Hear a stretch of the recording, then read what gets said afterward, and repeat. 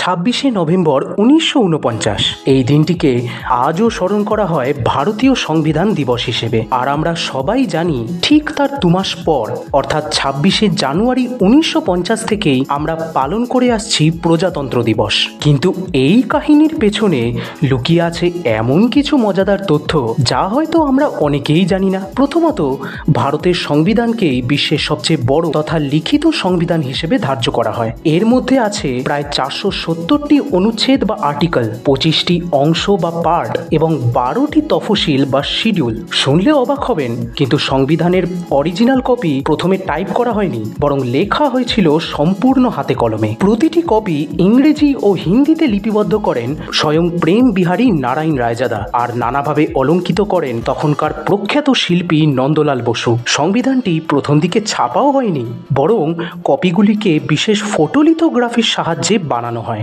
গণপরিষদের প্রতিটি সদস্য এই কপিগুলিতে স্বাক্ষর করেন, যার মধ্যে ছিলেন ডক্টর বি.আর. আম্বেদকর, জওহরলাল নেহরু এবং আরও অনেকে। সর্বোপরি আমাদের ভারতীয় সংবিধান 1951 সাল থেকে আজ পর্যন্ত প্রায় 100বারেরও বেশি সংশোধিত হয়েছে, যার নমুনা সারা ইতিহাসে বিরল। এছাড়াও 26শে নভেম্বর সংবিধান স্বাক্ষরিত হলেও 26শে জানুয়ারি থেকেই এটি সারা দেশে লাগু করা হয়, যাকে আজ আমরা প্রজাতন্ত্র দিবস হিসাবে স্মরণ করি। ইতিহাসকারদের বিবরণ অনুযায়ী 1930 সালে এই দিনেই ভারতবর্ষকে পূর্ণ স্বরাজ হিসাবে ঘোষণা করা হয়। তাহলে কেমন লাগলো ভারতের সংবিধান সম্পর্কে এইসব চমকপ্রদ তথ্য?